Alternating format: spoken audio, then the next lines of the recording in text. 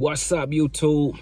Tapping in on this 3-day weekend we got, guys, because money never sleeps. So neither do we, man. Listen, guys, we got a chance to kind of craft our portfolio during this sell-off, okay? And because we had another sell-off to head into a holiday weekend or a 3-day weekend, it's a great opportunity to buy stocks at low prices, okay? So today, guys, 3 stocks that you might want to put on your radar. Consider adding more to your position if you have these already, or getting them for the first time, especially if you plan on holding for the long term, okay? So listen, guys, I'm going to talk this all the way through. Right now, I'm making some runs and running some errands, I should say. And so for that sake, guys, please listen closely to this, okay? And then do me a favor, man. I'd be remiss if I didn't touch on this, but not only pray for me, pray for my city.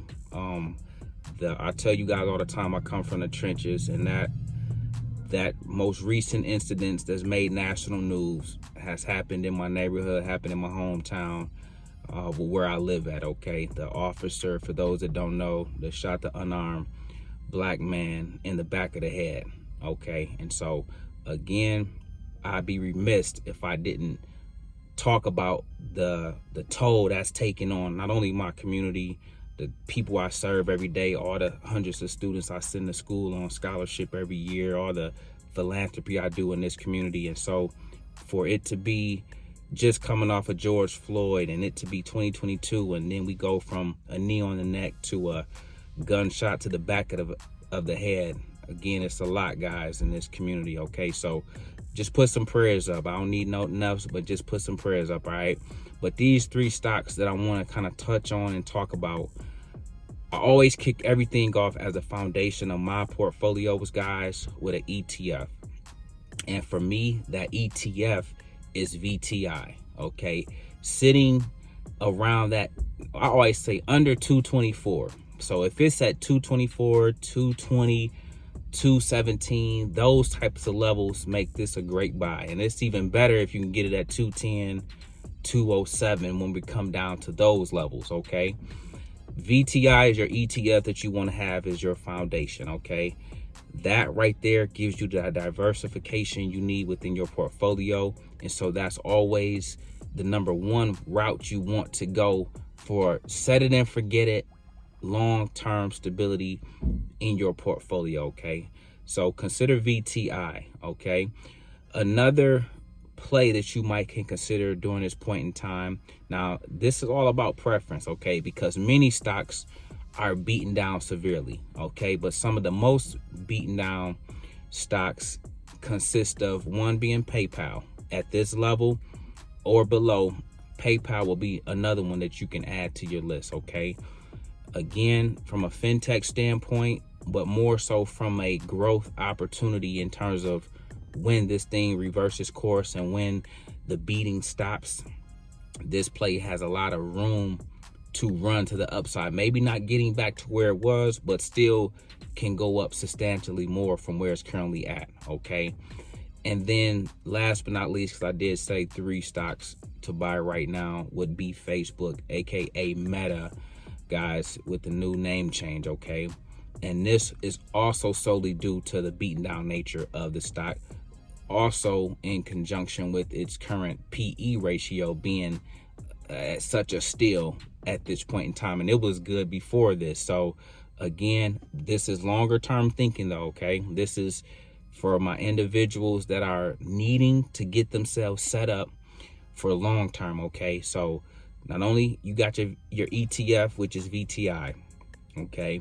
Then you have your fintech, which is PayPal. Then you have your communications, which is Facebook, aka Meta. Especially, guys, if you thinking you want some players that's going to be in the metaverse whenever that takes shape and form down the road, okay? So be thinking along those lines, because we got a lot coming down the pipe, okay? So with that being said, put those 3 on your radars as stocks that you might want to consider right now because of where they're at. Everything is about levels, okay? You don't want to buy high. So I oftentimes withhold talking about certain stocks if they are sitting too high, okay? Now, high could be price, high could be PE, High can be price to sales. High could be many things, okay? But for you all, I'm trying to say overall in totality, these plays have come down. Now listen, that don't mean you're going to have short-term relief, okay? This is you setting yourself up for things that should do well longer term from now, okay? And longer term, at a minimum, you want to think 3 to 6 months, 9 months, 12 months. These things should be better than where they are today, okay? That's the mindset we want to have, all right? Listen, guys, up next, man, is our word of the day. And our word of the day is short-term stocks, okay? I'm going to go with short-term, okay? A short-term stock is anything that you hold less than 1 year, okay? Anything technically that you hold under 1 year is considered a short-term stock. So it don't mean if you hold it for 1 day, if it was a swing trade. If you didn't hold it more than 1 year, it is deemed a short-term stock, okay? And one thing that comes with short-term stocks, you get taxed a little bit differently, okay? So the system is designed to promote long-term investing, okay? Because you get taxed a little less, okay? They try to reward you for being long-term. But short-term, you get taxed a little bit more because they're trying to deter you from being in and out your stocks, and they want you to kind of hold them for the longer term, okay? And so short-term stocks, guys, anything that you have. Now look, as an assignment, assess your portfolio and think of what do you currently hold and what do you plan on holding longer than 1 year, and what do you plan on getting rid of as soon as it's up 40, 50, 60%, okay? That would be a short-term play. And there's nothing wrong with either or. You just need to know the tax implications that come with shorter term holds versus longer term holds. You also need to know that your purpose and reasoning for a short term play may be different than your longer term play. So for instance, with me, I'm very big on dollar cost averaging. And one reason I DCA is because a lot of things that I DCA into happen to be my long-term plays, okay? Now something that's short-term, I might not dollar cost average into because my goal for that particular stock is totally different, okay?